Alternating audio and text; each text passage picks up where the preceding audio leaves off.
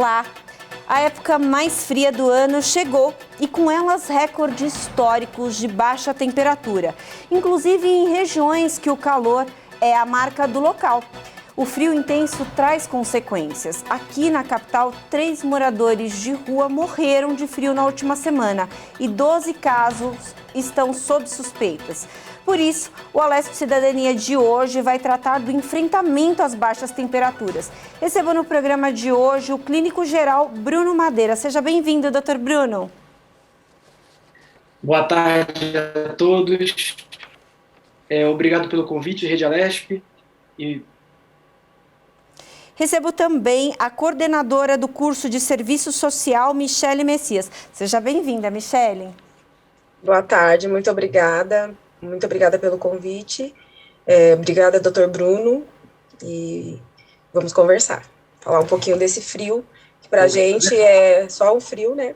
Mas para muita gente está passando situações até morte, como você acabou de dizer. Exatamente, isso é uma questão muito séria, porque quando a gente está em casa, a gente está debaixo de um teto, reclama do frio e é complicado. Mas a gente tem mais uma coberta para colocar, mais um agasalho, mais uma meia. E quem está em situação de rua? A gente vai dar bastante foco nessas pessoas que estão em situação de rua, justamente por conta desse quadro aí que é muito grave, de pessoas morrerem de frio nas ruas e de uma série de fatores aí que eles estão sujeitos, inclusive porque a gente está no período de pandemia. Doutor Bruno, eu queria saber quais são os sinais que a pessoa apresenta de que passou de um frio normal para uma hipotermia, por exemplo. Bom, de um frio normal, a hipotermia é a temperatura abaixo de 35 graus Celsius. Então, quando a pessoa ela sofre de hipotermia, ela pode sofrer sintomas leves, moderados ou graves. Isso vai depender da temperatura corporal. Então, ela pode sofrer desde um leve desconforto, arrepios, fraqueza, sonolência, até coisas mais graves, contraturas musculares mais graves. Então, quando a temperatura do corpo ela chega abaixo de 30, 28 graus, o paciente ele perde a capacidade de termorregulação interna. E isso é muito ruim para o funcionamento dos órgãos. Então, os órgãos e o órgão que mais sofre é o coração. E esse funcionamento do coração alterado leva a arritmia. Acho que o doutor Bruno teve um probleminha de conexão, mas a gente volta com ele assim que ele retomar a conexão. Michele, eu queria que você completasse aqui. A gente sabe que esses registros que a gente viu aqui na cidade de São Paulo, de 3 moradores de rua que morreram no frio na última semana, e aí a gente tem 12 casos que estão sob investigação. O doutor Bruno voltou. Doutor Bruno, o senhor me ouve? Acho que o doutor Bruno ainda está se reconectando, não tem problema, a gente segue com a Michele. Então, na última semana, só na última semana, a gente teve esses 12 casos aí de moradores de rua sob suspeita, 3 confirmados que de fato morreram de frio. Eu queria que você falasse, Michele, como que precisa prevenir esses casos, como precisa acontecer para esses casos sejam prevenidos? Basta a campanha do agasalho ou precisa mais do que isso para que a gente possa evitar essas mortes nas ruas? Bom, nós precisamos, além da campanha que a sociedade civil vem fazendo, né? Nós precisamos ter mais centros de acolhidas para essas pessoas. Então, assim, o quanto que é importante o poder público se mobilizar para ter um local para essas pessoas. Nós estávamos falando referente a pessoas em situação de rua que têm animais, então precisa ter mais centros que tenham, que vá levar, que eles possam levar os animais, porque algumas pessoas não aceitam ir por conta dos animais, por conta da família, por conta do vínculo que criou. E além de tudo isso, tem a questão da drogadição, a questão do alcoolismo, e aí a pessoa, não é porque a pessoa não quer ir, mas tem outros, e os locais de acolhida que nós temos, tem regras, e as pessoas têm uma regra também, que é a regra da rua, mas é a regra delas. Então, a gente precisa ter um maior olhar do governo. Mas, além do agasalho, do cobertor, da meia, porque a gente esquece muito da meia, da touca. Então, tem outros fatores que vai além de só um agasalho. Então, a gente precisa de uma efetivação de maiores políticas públicas para atender essa classe que está aí exposta em todo o tempo. Não é só no frio, mas no calor. Vai para o centro de acolhida, no dia de manhã faz o quê? Agora as pessoas podem ficar no centro de acolhida. Mas anteriormente, dava 6 horas da manhã, a pessoa tinha que sair do centro de acolhida. E é o horário que está um frio em São Paulo, né? Sim, com certeza. Doutor Bruno, a sua conexão caiu, o senhor se restabeleceu agora. Eu queria que o senhor voltasse a falar sobre essa questão das pessoas, do frio, quando ele passa a ser um problema que precisa de um pouco mais de atenção aí, que pode ser até uma hipotermia. Isso. Então, quando o frio, quando a temperatura do corpo ela cai abaixo de 30, 28 graus, o corpo ele começa a sofrer os efeitos danosos e deletérios de a não regulação da temperatura. Então, o corpo perde a capacidade de regular a temperatura. E, consequentemente, o órgão que mais sofre é o coração, causando arritmias fatais e levando o paciente à morte. Uhum. Michele, você falou sobre a questão dos centros de acolhidas. Eu, particularmente, já fiz tentei ajudar em várias campanhas aí de doação de sopa, de agasalho. E eu observo que, não sei se esse é uma observação correta, mas quando a pessoa tem ali uma barraca, um papelão, um cachorro, ela não quer sair. Ela prefere ficar na rua para não perder essa moradia, esse espaço que ela já firmou ali, do que ir para um centro de acolhimento e acabar alguém pegando ali as coisas dela. Isso é real? As pessoas têm esse pensamento de, por exemplo, o cachorro, como você falou, de ter o centro de acolhimento com o cachorro, que possa abrigar o cachorro, ele tem essa importância para motivar essas pessoas que não querem sair, para não deixar o cachorrinho para trás, irem para esses locais mais seguros? Então, aqui em São Paulo, que eu tenho conhecimento, tem um centro de acolhida, tá, que aceita animais. Não é que a pessoa não quer sair da rua. Foi criado um ambiente, ela tem todo um ambiente, a sociedade que foi criada ali, naquele ambiente, com os colegas, com todo com o entorno que está ali. Não é porque a gente precisa entender que pessoas em situação de rua, ou pessoas diferentes que a gente acha que é diferente da gente, tem as rotinas deles, que nós temos no nosso dia a dia, tem um habitat dele, e aí a gente tirar eles para ir para um local que ele não pode levar a roupa dele, que ele não pode levar o animal dele, tem a questão da drogadição, que é muito forte, a questão do alcoolismo, e dentro do centro de acolhida não vai ter a drogadição, não vai poder ter o alcoolismo, mas a gente precisa entender como doença, e não como algo, se ele quiser ir, ele não vai porque ele não quer. Não né, a situação é mais profunda do que essa fala rasa que a sociedade tem. Então, não é porque ele não quer. Existem outras situações, existem outras expressões da questão social ali dentro. Uhum. Doutor Bruno, a gente está aqui comentando muito sobre os moradores de rua, porque esse é realmente uma situação muito complicada, é muito complexo. Eles estão ali expostos a baixas temperaturas, como a Michele bem observou, também às altas temperaturas, né, todos os intempéries, por longos períodos. O senhor comentou na sua resposta anterior que o coração pode ficar prejudicado. Outros órgãos também podem ter algum prejuízo por conta dessa exposição aí de variação de temperatura? Sim. Essas variações de temperatura, ela causam uma diminuição da imunidade do paciente, né, do morador de rua, das pessoas.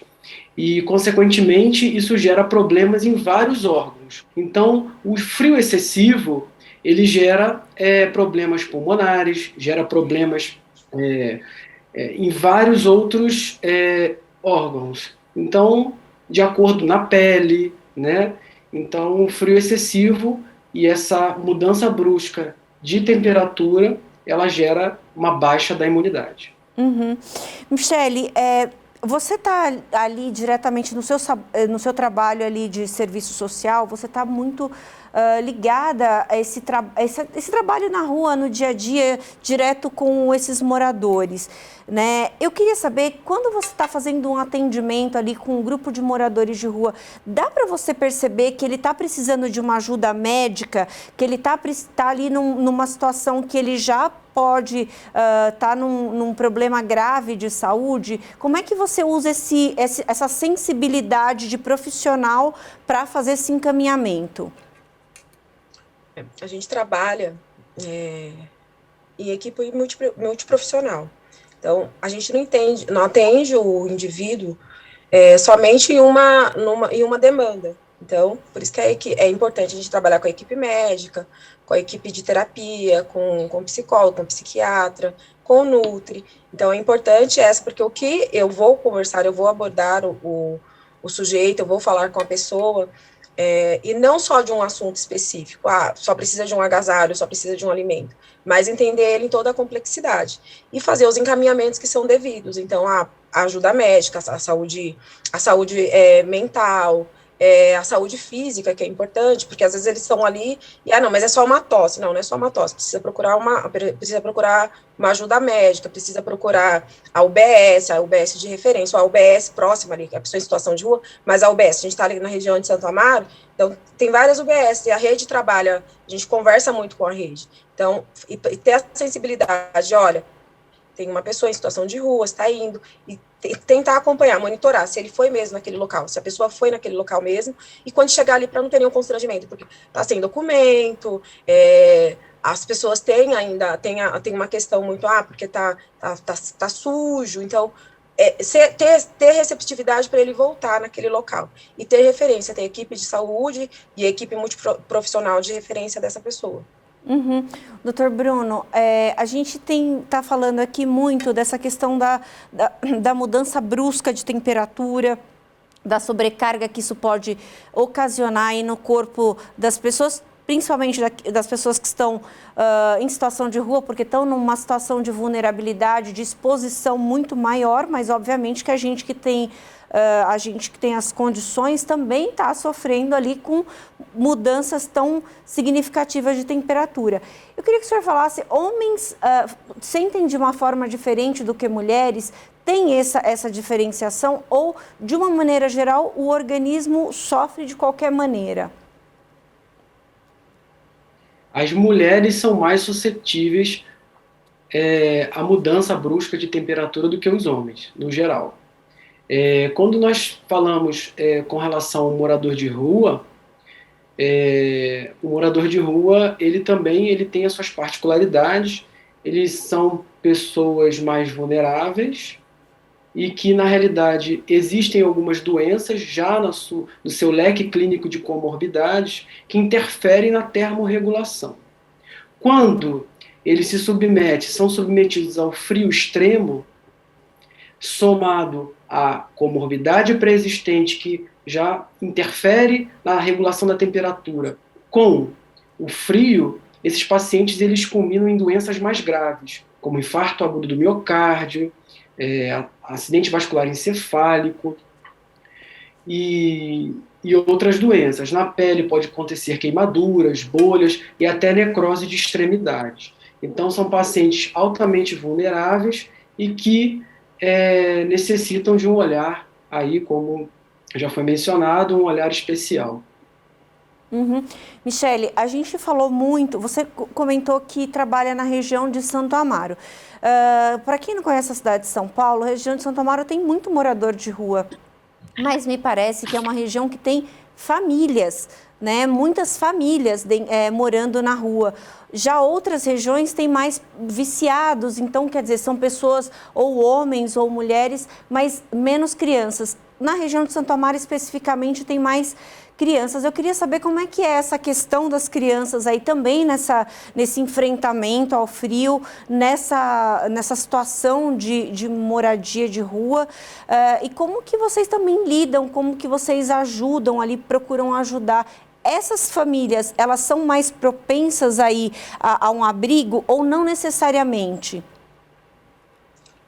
Na situação de criança, sim, nós temos os centros de referência, que é os antigos abrigos, né, que nós chamamos centro de acolhida para as crianças. Tem centro de acolhida para criança e mãe, então a mãe não vai deixar de ficar com a criança. Tem centro de acolhida para homens, então, assim, as crianças, o que eu acredito, as crianças têm uma visibilidade maior, então as crianças não ficam expostas.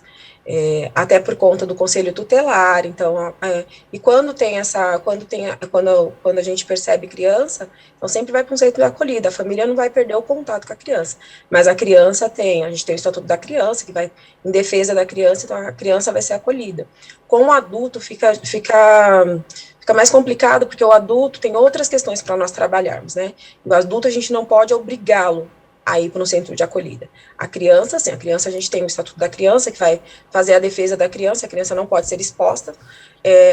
Outra coisa que eu percebo quando você está falando é das crianças em situação de trabalho, então trabalho infantil, que aguçou mais, assim, nessa época de pandemia, na época do frio, a gente vê mais crianças na rua trabalhando, né? Um trabalho, a gente teve o mês passado, que é o combate ao trabalho infantil, então é algo que chama mais atenção na região de São Paulo, mas as crianças têm um centro de acolhida, e vários centros de acolhida aqui em Santo Amaro. Muito, muito bacana saber disso, até porque há realmente uma situação bem difícil. A gente sabe que por conta da pandemia muita gente perdeu o trabalho e acabou se tornando morador de rua, não por opção, mas por falta dela, né, por necessidade mesmo, e aí a gente enfrentar isso, ver uma criança numa situação dessa é muito complicado. Doutor, falando ainda de criança, a gente falou aqui muito dos adultos, do prejuízo que um adulto pode ter em se expor a essas variações de temperatura. Na criança é a mesma coisa, tem a tendência, e aí a gente lembra que algumas, por exemplo, um ataque cardíaco numa criança é mais nocivo, é mais perigoso, porque a criança não tem, o coração da criança não tem toda a experiência, digamos assim, não tem toda, né, o tempo necessário para que ela tenha o desenvolvimento pleno. E aí eu queria saber se essa variação de temperatura pode ser mais nociva para a criança, nesse caso que a gente tem falado aqui desde o começo do programa, em situação de rua.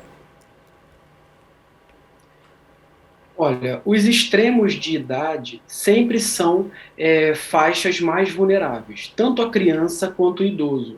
Porque a criança, o sistema termorregulador ainda está imaturo, né, está em formação, e o idoso, o sistema ele está mais fragilizado. Então, sim, a criança ela tem mais risco de sofrer os efeitos danosos da hipotermia, assim como os idosos.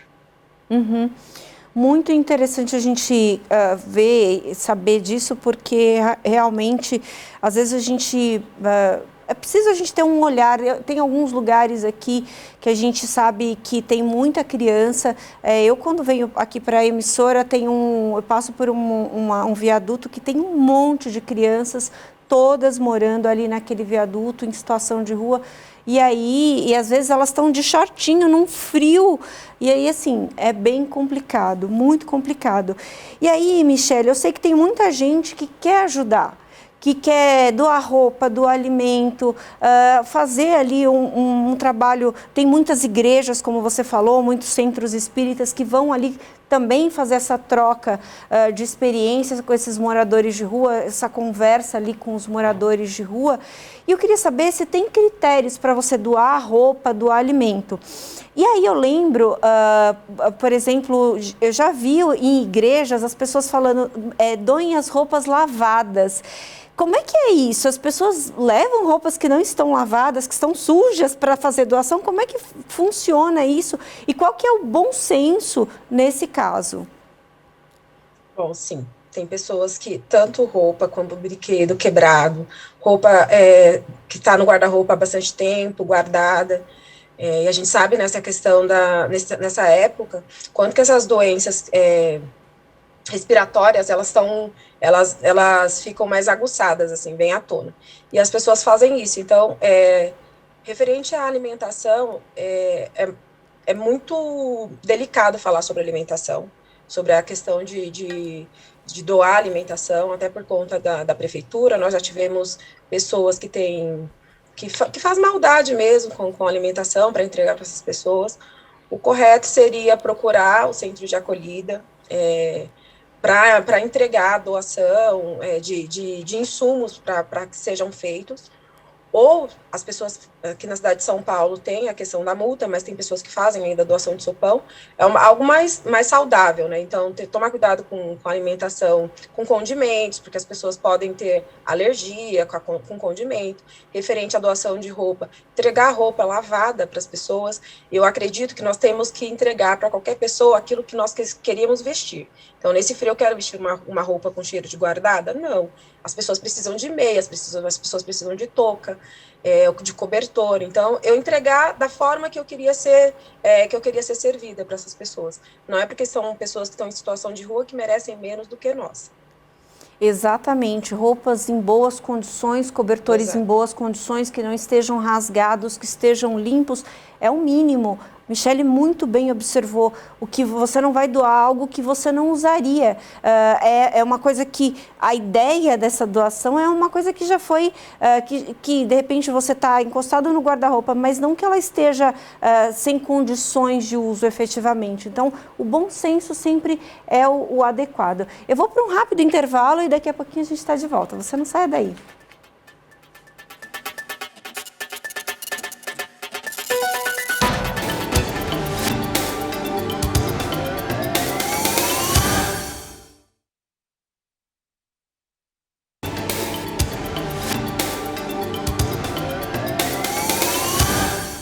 Voltamos com a Alesp Cidadania. A gente está falando do enfrentamento às baixas temperaturas. Eu estou recebendo aqui na Alesp Cidadania de hoje o Dr. Bruno Madeira, que é clínico geral, e a Michele Messias, que é coordenadora do curso de serviço social.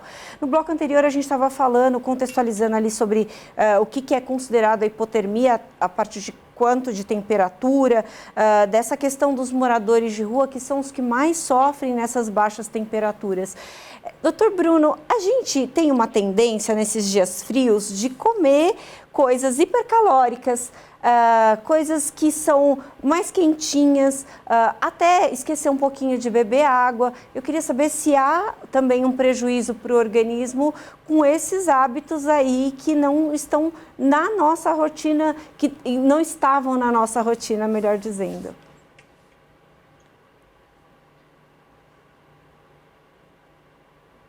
Doutor Bruno, o senhor me ouve?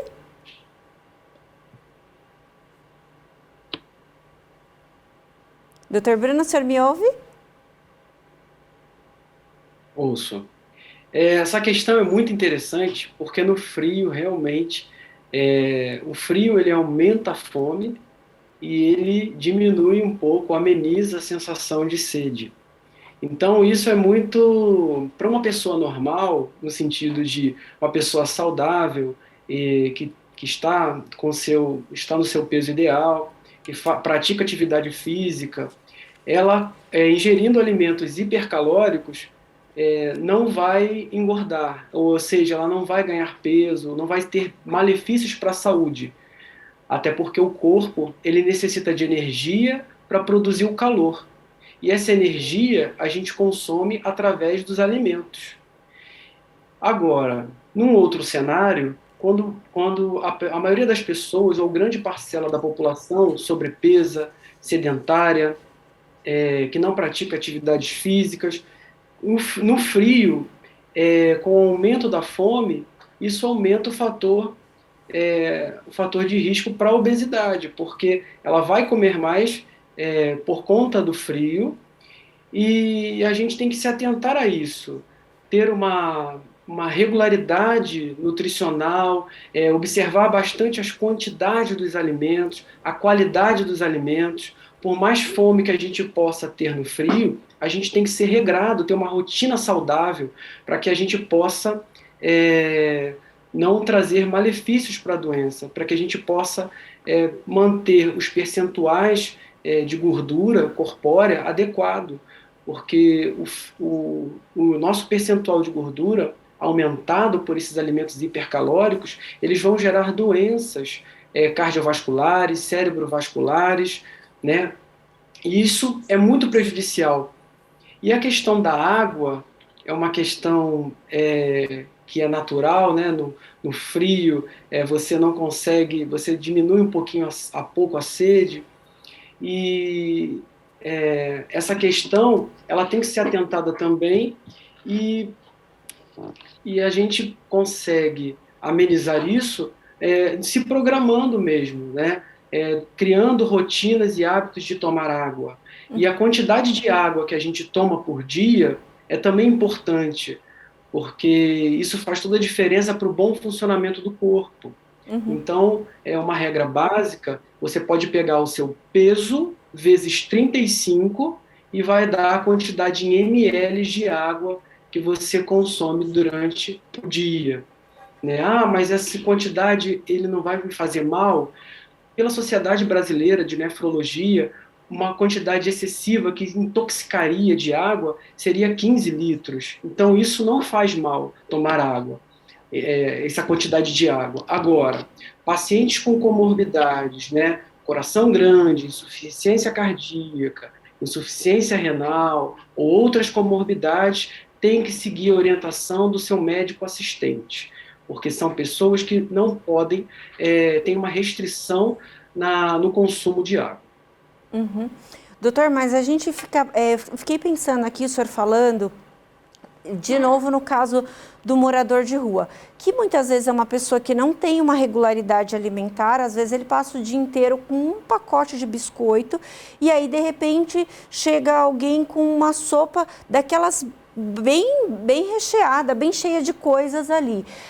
E se essa variação também pode ser ruim ali para esse organismo que infelizmente não está acostumado com um alimento rico em proteínas, enfim, todas as vitaminas que ela precisa? Há alguma possibilidade de prejuízo ainda maior para essas pessoas, doutor? Um morador de rua, o status nutricional do morador de rua é um status de subnutrição. Então, o morador de rua, ele é considerado por nós médicos desnutridos. Eles são realmente muito afetados pela questão da comida, da oferta de alimentos. Então, essa variação calórica durante o dia é ruim, porque nós temos que obedecer os horários para poder a refeição ficar mais... a digestibilidade, né, acontecer, né, por isso que a gente não come tudo numa hora só, a gente divide as refeições ao longo do dia, mas muitas das vezes, né, o morador de rua, ele não tem essa disponibilidade, ele não tem essa oferta. É aquele momento ali para ele fazer, às vezes, aquela única refeição do dia. Isso é ruim para o paciente? Sim, é ruim, porque, na realidade, isso não é o recomendado, mas é o que pode, é o que ele consegue fazer. E, muitas das vezes, eles nem fazem essa refeição, né, em determinadas situações. Então, é uma situação limítrofe da vida, os moradores de área livre. Muito bem. Michele, a gente sabe que tem muita gente que quer ajudar quem tá vivendo em situação de rua. Muitas pessoas juntam grupos e faz a famosa sopa ou faz outro tipo de refeição, macarronada, eu já vi também, e outras refeições. Faz a doação de cobertores, se junta, compra vários cobertores e vai doar os cobertores, roupa, enfim. As pessoas muitas vezes têm esse papel solidário aí junto a esses moradores de rua.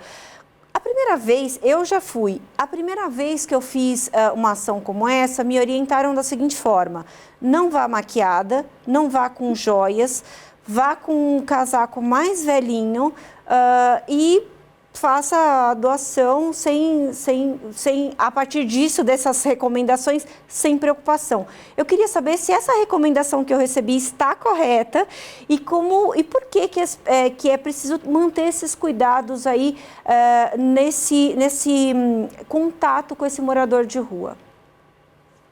Então, o que eu acredito dentro dessas recomendações? Existe um preconceito que a pessoa em situação de rua vai roubar a gente.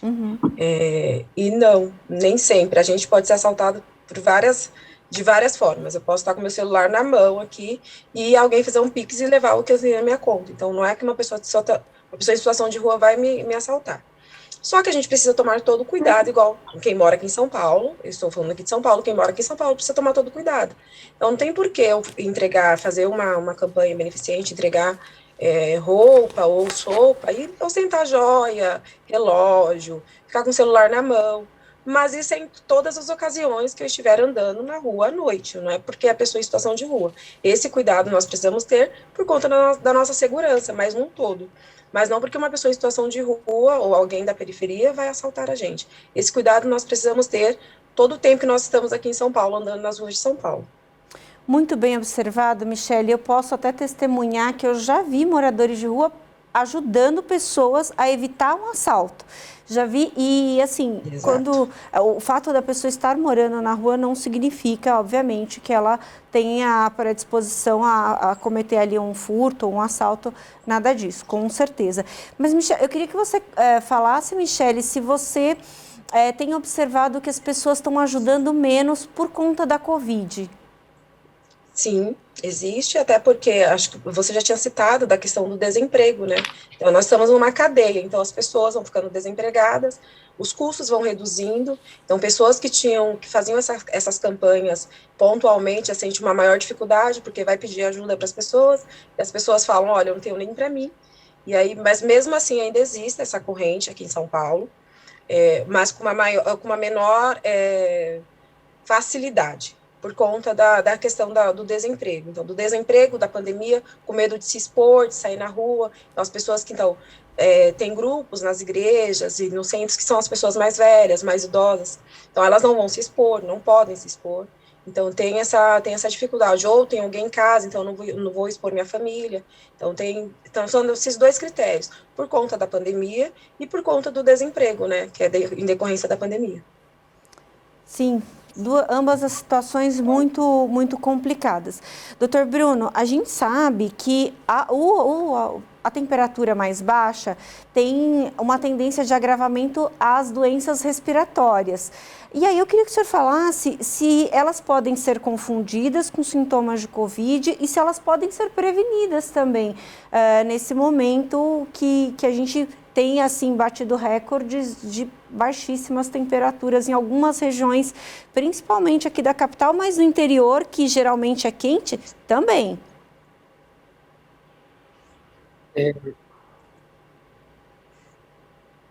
As doenças respiratórias, elas são aumentam muito a incidência no inverno.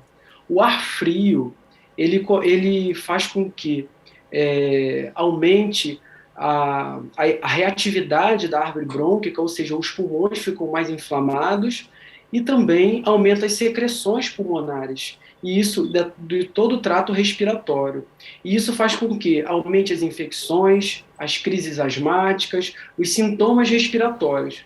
E num cenário pandêmico, nós temos que ser o mais cauteloso possível. Então, o paciente com sintoma respiratório tem que ser testado para a Covid-19 e, se for positivo, ele faz o autoisolamento domiciliar, o tratamento necessário de acordo com o seu estado clínico.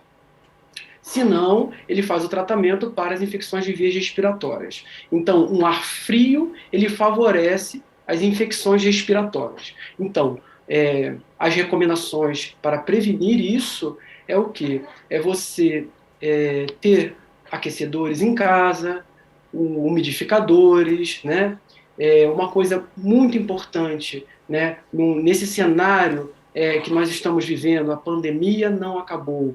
Então, temos que usar a máscara adequadamente, temos que evitar aglomerações, higienização das mãos é muito importante, os cuidados básicos de higiene, nós temos que atentar a isso, porque, e fazendo aqui um agradecimento, assim, aos gestores paulistanos, independente de partido, eu acredito que São Paulo foi exemplo para o Brasil, na programação e no planejamento da vacinação.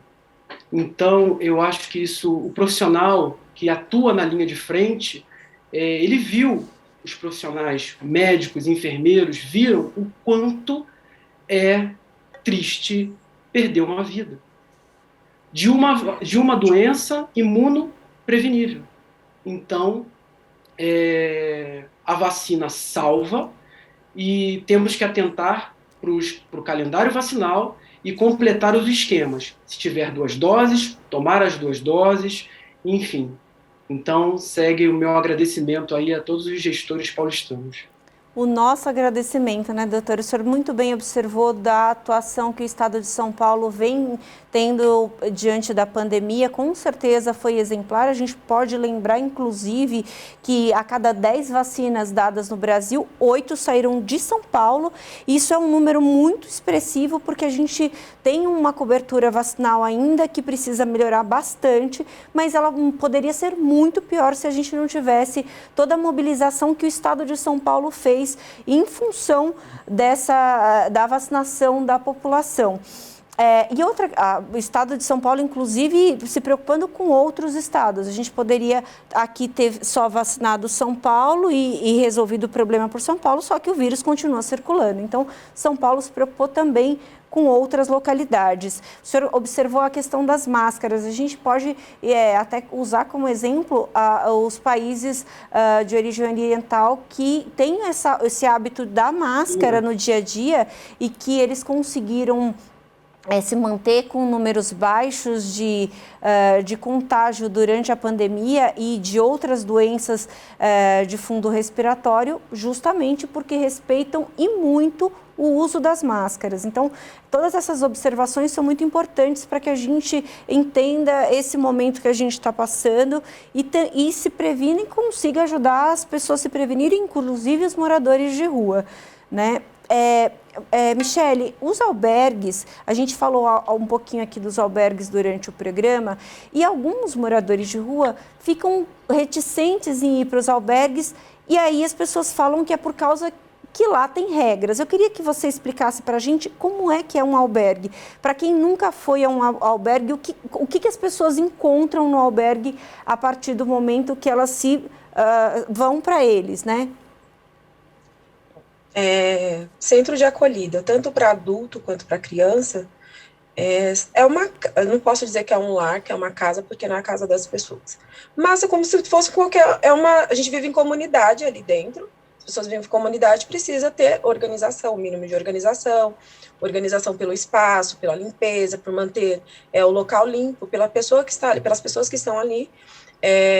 Quando a gente fala de regra, é regra para alimentação, porque não dá para um levanta 10 horas, outro levanta 5 horas da manhã. Não, precisa ter todo mundo, porque tem funcionários para trabalhar, para fazer o café da manhã, logo do café da manhã já precisa pensar no almoço, fazer o almoço, o café da tarde, o jantar, para tomar banho. Então, precisa de ter o mínimo de organização que nós temos na nossa casa no dia a dia. Então, quando o pessoal fala de albergue, acho que é uma coisa, ou abrigo, ou centro de referência, algo que seja, quando fala de regra, é algo que seja algo muito rígido. Só que na nossa casa, a gente abre a geladeira quando a gente quer, só que 20, 30 pessoas no local, ou 50 pessoas, não dá para ter essa falta de controle. Então, precisa ter um controle para entrar, um controle para tomar banho, um controle para a hora do jantar. E aí, quando a pessoa está em situação de rua, ele vai dormir no horário, não que ele quer, mas aquele horário de madrugada, vai acordar um pouco mais tarde. Agora, a gente teve o plano de contingência de São Paulo, que foi proibido recolher barracas e colchões das 6 horas da noite até as 7 horas da manhã. Então, tem toda uma regra, como uma casa que nós temos, só que a pessoa eles têm um outro estilo de vida. que a gente vive numa sociedade diversificada, então cada um tem seu estilo de vida. E eles também. E para adequar ali, para ficar ali só por conta do inverno, naquela situação, é muito complicado, né? Porque vai mudar todo o esquema de vida dele. O esquema de vida dele, porque eles têm uma vida. Não é só estar ali alguém à margem da sociedade. Eles têm a vida deles, têm a rotina deles, tem um momento que eles vão tomar sol, o horário de fumar o cigarro, então eles têm. O companheiro, então tem locais, a gente fala muito do frio, mas ainda a gente está no mês de julho, que é o mês da diversidade, do combate à morte, da LGBTQI+, do orgulho gay. Eu não posso ir com meu companheiro, só dou um centro de acolhida só para homem. Como que o transexual tem um local para o transexual feminino ou masculino, depende do centro de acolhida, como que se dá ainda essa questão de preconceito dentro desse espaço para essas pessoas? Então, como que eu deixo o meu filho, só tem um local para o meu filho, e eu fico onde? Então, são várias questões que a gente precisa, que nós já avançamos ainda, nós temos obtido êxito, mas a gente está longe ainda de chegar em algo que seja ideal para eles. Muito interessante essa questão que você coloca agora, Michele, desse respeito. É claro que a gente sabe que essa questão que você ilustrou de uma forma brilhante. Na nossa casa, a gente está lá à disposição, a geladeira se abre quando você quer. Num centro de acolhimento, é diferente, tem muitas pessoas e não dá para ser na hora que cada um quer. Então, e aí tem também a questão do respeito ao indivíduo, né, para que uma criança não sofra abuso sexual, uma mulher ou um transexual. Então, é muito importante essas questões que você colocou, até para que a gente entenda a importância desses espaços para a população, para essa população especificamente. Doutor Bruno, mudando um pouquinho de assunto, a gente sabe que as pessoas que perderam muito peso, elas sentem muito frio. Os bariatrizados, por exemplo, eu posso dizer isso de carteirinha porque sou uma paciente bariatrizada e o frio parece que nunca passa. E eu queria que o senhor falasse um pouquinho sobre essa questão e também se o cuidado deve ser maior, se a gente está um pouco mais exposto aí em função dessa perda de gordura muito significativa. Bom, os pacientes bariatrizados, os pacientes emagrecidos e que alteraram a sua composição corporal, eu acho que o X da questão está aí, na composição corporal, porque a gordura ela também é uma fonte energética e de produção de calor. Então, quando acontece essa variação dessa composição corporal, onde uma pessoa que era obesa mórbida, e começa a diminuir, quer dizer, tem uma velocidade de perda grande dessa gordura, né, dessa proteção que ela tinha, ela vai sofrer mais com as consequências do frio, né? Ela vai sentir um pouco mais de frio. Mas isso é uma coisa que com o tempo a pessoa acostuma ou não, né? Mas assim, a composição corporal do bariatrizado, do paciente magro, ele vai sentir mais frio porque a camada de gordura ela vai ser mais fina, né? Ela vai ter menos gordura, né? E no paciente emagrecido. Uhum. Eu não sei se acostuma não, viu, doutor? É bem complexa a situação, com certeza.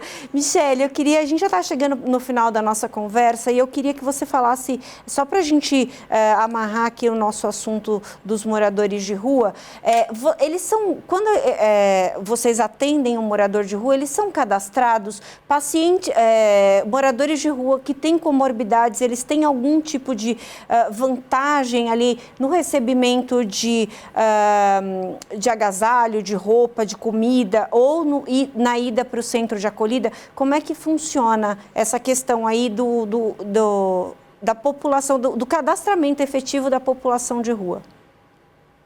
Tem um centro de referência e quando é feita essa abordagem, eles mesmos vão se organizando. Olha, fulano precisa mais por conta disso, por conta que é idoso, por conta que tem HIV, e eles vão se organizando e eles vão se ajudando nessa questão.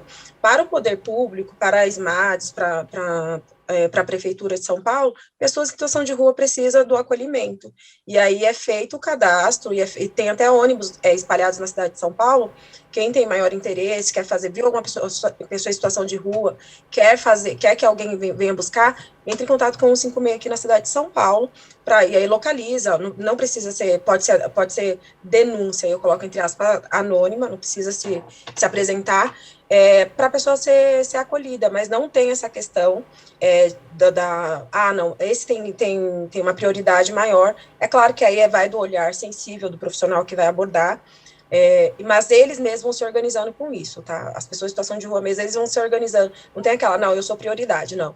Viu que tem uma pessoa que tem deficiente na rua, e, não, fulano tem bronquite, então ele que vai. E aí eles vão se organizando para encaminhando para o centro de acolhida. Ok. Eu queria agradecer muito a participação de vocês aqui na Alesp Cidadania. Queria dar um minutinho para cada um de vocês fazer as considerações finais e dar uma mensagem final para o nosso público. Doutor Bruno, por favor. Obrigado pelo convite. Nesse frio, nós temos que atentar para o uso de roupas adequadas, né?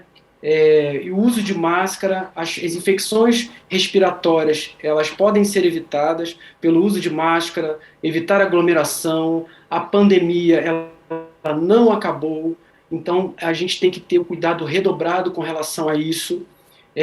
Os moradores de rua são, sim, um alvo muito vulnerável de todos os intempéries, da variação de temperatura. Então, e levando em conta toda a cultura que eles têm, o seu bojo cultural, e é bem complexo a sua abordagem, mas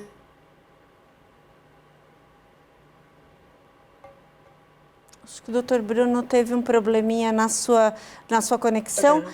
Michele, por favor, as suas considerações finais. Quero agradecer você trazer essa temática que é tão importante para a nossa sociedade, para as pessoas em situação de rua. É uma temática que mexe muito com a gente, porque o frio mata, né? O frio mata, o doutor Bruno falou, e eu reforço, a Covid-19 não acabou. Então, não é porque eu tomei 1 dose, 2 doses, que eu posso sair com máscara, álcool em gel, o que a gente puder fazer. Da nossa parte, quanto sociedade civil, nós precisamos fazer. Carreguem um agasalho dentro do carro, ou dentro da bolsa, um par de meia, touca, e vamos fazer a nossa parte, né? Porque o frio, ele mata e ele é muito cruel. Então, assim, cada um faça a sua parte, e quando puder, não consigo fazer, mas tem uma pessoa aqui perto da minha casa, crianças na região onde eu moro, entre em contato com o 156, vamos fazer a nossa parte. Com certeza. Doutor Bruno, a sua conexão deu uma travadinha. Se o senhor quiser concluir o seu raciocínio rapidamente, por favor, o senhor tem a palavra.